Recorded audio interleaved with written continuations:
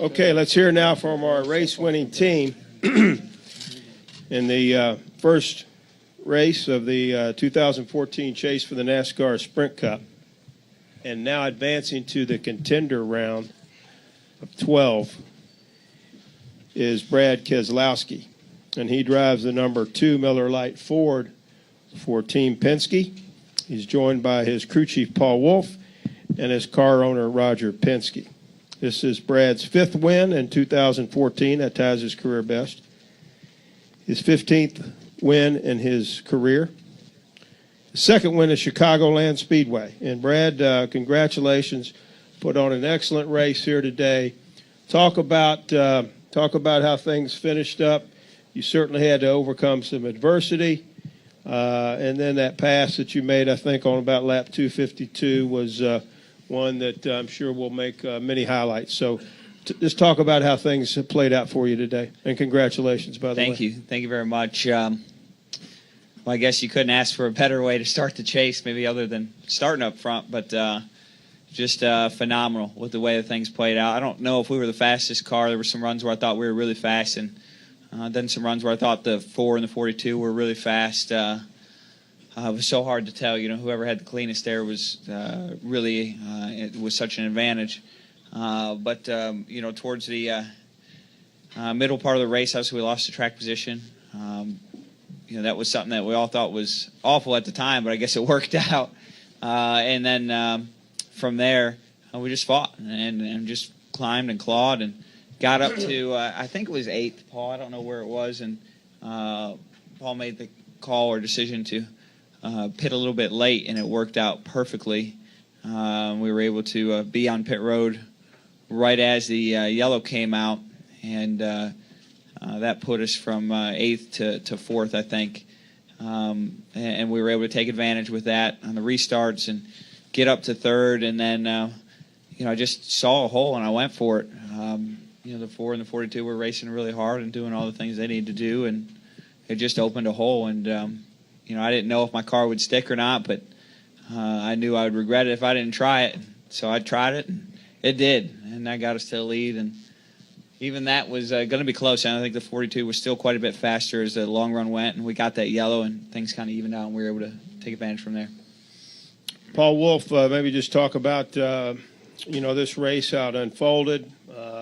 Certainly a lot of decisions and strategy and quick calls come into a victory like this, as you know, obviously is a big team win. But just talk about some of the things that you thought were key. I think the big thing was, you know, Brad staying focused and you know, being patient. Obviously, he showed that early in the race. You know, with having to start 25th, we didn't get a good lap in practice. Unfortunately, with qualifying being rained out, got us behind a little bit. But we were still confident that we had enough speed in our car in practice that you know, if we stayed focused and you know, kept our car clean all day, that you know, we could still have a shot at it. And you know, we had the issue on pit road, got us a little bit behind, but you know, it was good that you know, the issue we had, we came down and fixed it before we went back green. The changer had felt like he didn't get them tight, and so I think that was key, that he stood up and said, you know, I feel like we're going to have a loose wheel here. So to come in and fix that under yellow was much less of a penalty than if we got going green and had a vibration. So that was key there to being able to overcome that loose wheel.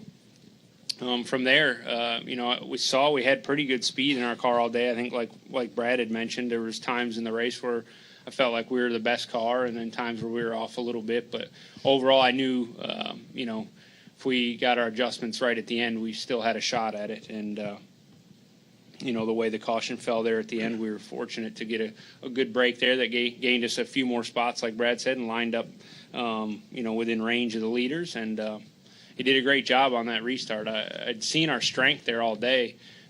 Seemed like off of 2 we could really gain on those guys, and when I seen the gap open up, I felt good when I see him going for that would give us our shot. And Roger, congratulations, Brad, and also Joey had a solid finish as well. Just had to be a good way to start off the chase for you. Well, as you look at the new format, the first thing we want to do is get a win with one of our cars, so we're automatically in the next round. And obviously, that happened today with Brad and Joey finishing fourth, gives him some real momentum. But I think it's a credit to Paul and to Todd Gordon that they're working so close together. And I think as we look back at the season, Joey's pushed Brad and vice versa, and that's made a big difference. And I think the relationship that we've developed now with Ford after the second year has really paid off because they're committed to see us get the best. I think the engineering team back at home continues every weekend. I would say that you have a different car because this thing is so close, and you just can't bolt something on. So Paul and the team back at the shop are just doing a hell of a job. And I think today, as Paul said, the real winner today is the young man that changes the rear tire, put his hand up and said, "Hey, I screwed up." And, the wheel might be loose. And Paul had the guts to say, hey, on the radio, he said, look, we're not going to go and run it and find out we're coming in now. So I think those were two of the critical calls. And obviously with Brad being able to go through between, split the 42 and the 4 was the winning move. Questions now. Dean, over here to the left. Dean, Jim, and then Jordan. Dean, Jim, Jordan, and then press box. Go. Brad, Dean McNulty from the Toronto Sun. Twice today, from the starting back in the 20th, and then the loose wheel. Did you ever lose any confidence at all, or were you certain that the way the team is built, you always had a chance to get to the front? Well, I knew we were going to need to catch a break, Dean, to get to victory lane from there, and that was going to be tough. And we did catch a small one. But I was really surprised how much speed we had to get as close as we did to the front there. That was amazing. I think we drove up, like I said, to 8th, and we restarted 16th or 17th in position, but probably, I don't know, had to be 30th or something in car order. So to get by that many cars and get close to the front was really an incredible run.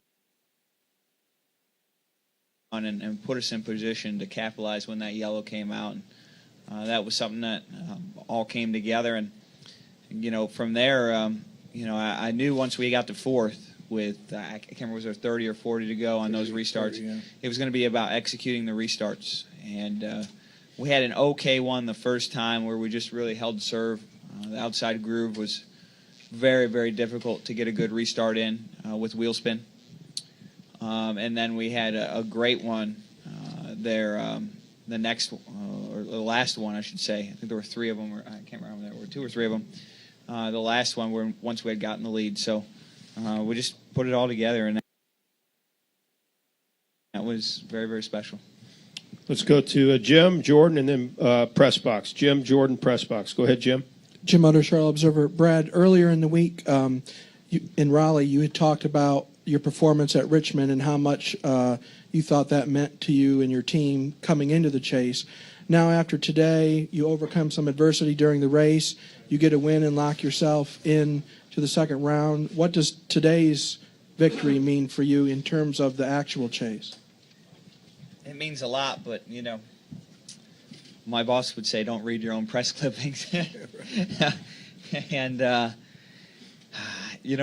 want to enjoy the moment, and I feel conflicted because I know there's still 9 weeks left to go. We have a bit of a hall pass for the next 2, which is great, and I'm very appreciative. But those other 7, nobody cares that we won Chicago. Nobody cares that we won Richmond or the other 3 races. It keeps resetting, and you have to reset yourself, and you have to keep developing the car and pushing as a team, whether that's on pit road or the car handling or spec or whatever it might be, or driver tactics. So I want to be thankful for today, but I know there's a long ways to go. And today was about as much of a statement as you can make on a week 1, and there's 10 weeks to go. So I don't want to understate it, but certainly don't want to overstate it. It's hard. It's a hard balance. We'll go to Jordan right here, please. Microphone to him. Thank you, Mary. And then we'll go to the press box. Jordan Bianchi, SBNation.com. Brad, you won here 2 years ago. And it was you said that it was a statement victory because you'd beaten Jimmy Johnson, and he kind of had the strongest car that day. Obviously, the circumstances are a bit different. Is this a statement in any way for you to say that what we did in the regular season, we're carrying that over to the postseason? Well, I think kind of like I was saying to Jim, it's a statement just for this week, but it really doesn't mean after we get done with Dover and everything resets. I still don't think we were the fastest car. Like I said, it was probably pretty even between the 4 and the 42 and maybe the 24. And it was about the clean air and restarts. But I'm still very thankful for what we were able to do today. We got to keep pushing. Let's go to press box for a couple. Go ahead, press box. Hey, this is Jeff Gluck from USA Today. Brad, in your answer to Utter, you were talking about how the next 2 weeks kind of gives you a hall pass. I'm wondering if you and Paul could explain what that hall pass means to you. I mean, how is this going to change what you do on a week-to-week basis, that knowing that it really doesn't matter what you do at New Hampshire and Dover? I don't know. I guess that's something we'd have to sit down and discuss as a group. I can't really say I've thought about that in detail. But, I think, there's potential with people. There's potential with pieces that we might be worried about from a reliability standpoint. Things of that nature come to mind. But, I don't know what those opportunities are. And a guy like Paul and Travis Geisler, Michael Nelson, Tim Sundrick, they know that stuff best, and they could probably answer that question better. But, we still have a lot to talk through and work on, and certainly don't want to lose focus of the 7 races after that as well. Any comment on that, Paul? No, I think, there's a couple things that it does. One, from a race strategy standpoint, obviously we can be a little more aggressive maybe and play a different strategy. There was points in the race today where, I knew it was important to just get a solid finish. We felt like coming into this, we don't need to win these first 3 races to advance to the next round. We just need solid runs. So that was our goal. Obviously, we want to win races, and that's what we go out for. But if we can't, then it's salvaging a good finish. So the next 2 weeks, I think, maybe we could look at the strategy a little different and, maybe roll the dice a little more and go for a win. So from that standpoint, I think that's a little different for us now. And, allows us maybe to focus a little bit more on the next round and those tracks. And each round is going to continue to get tougher. And if now not having to, stress so much over the next 2 races, we can put a little more focus on how we can be better at the 3 races in round 2. Maybe that helps us a little bit. So we're going to continue to work hard. We're not going to go on vacation here for the next 2 weeks. We're going to continue to try to make our race cars better and be prepared really well for round 2. Go ahead, press box. Let's take that next question. Lee Spencer, Motorsport.com. When the 43 engine failed, then with what happened to the number 22, did you have any indication at all that maybe something might be going on, or were you worried at all that you might have an issue with yours? I know 22 happened right there at the end, but... I didn't know until you just told me. So I'm glad I didn't. No, the 22 had one of the windscreen tear-offs covered the whole front of the car. We got that call out with about 5 laps to go, so he had no... We knew the engine was heating up, and finally with 1 to go or 2 to go, he said, look, I've got no water at all. So we were fortunate that blew up after we crossed the finish line. And Roger, can you just kind of describe Brad's perseverance? I mean, for him to come back, the way he drove through the field, and he and Paul just never seemed to go up, to give up. You told them, be mindful of your strategy today. You wished them luck in the pits, but there's just something about this crew just continue to push on. Well, I think, word that we're using is big picture, and I said that even to Brad, before that last restart. What we didn't want to do is run as well as we had and end up in the fence somewhere. But I think, Brad's certainly a thinking man driver, and he has the confidence in Paul and, Brian and the whole team. And I think that when he went back, he said, look, let's go, because he knew he had a fast car. And I think that in some ways that keeps his mind focused rather than up there fighting with with the 4 and the 24 and the 42 coming up through there, gave him the confidence how good the car was. So when it was time to go, he was, really in position to make a move. All right, we're coming back downstairs. We're going to take 2 more questions. Bob Pockris and then Kenny Bruce. Bob Pockris, Sporting News. Paul, will you be able to choose different cars now for the next 2 races? And then also, when you did have the loose wheel, was there some damage to the car on the right side? It looked like maybe it flared out a little. From the car standpoint, I guess we could, but the processes and the things we do back at the shop, all our cars are the same. I know you hear different teams talk about, they've saved this car for the chase or that car for the chase, but, hats off to the guys back at the shop at the consistency in these race cars and what we bring. I get to question a lot of where'd you run this car or what car you bring in there. To me, that's kind of irrelevant anymore because I have the confidence in all the guys back at the shop that every car I bring to the racetrack is going to be the same as the one I raced the week before. So I don't know that we'll change our car schedule a whole lot because of this. That's just kind of the way we've done it, and it seems to work for us.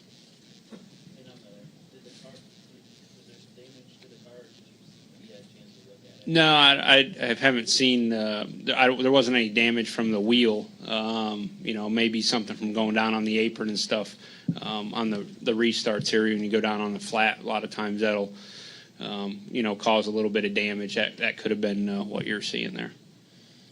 Go over here to the left. Final question, Kenny Bruce. Kenny Bruce with NASCAR.com. Brad, on the final restart, Kyle Larson had a tire issue. He said it was from contact between you two when you were cleaning your tires before the restart. Yeah. Can you kind of talk about that a little bit? We were both swerving to clean our tires, and we made contact. I was already on the bottom groove, and the debris really builds up about 1.5 lanes to 2 lanes up when the yellow comes out. And if you're the outside car, you try to stay out of it. And he was, from my perspective, trying to clean his tires and in my groove. And I was warming up my tires, and he came down in my groove right where I was swerving, and we made slight contact. It left a little bit of damage on the right side of my car, and I don't know what happened to his, but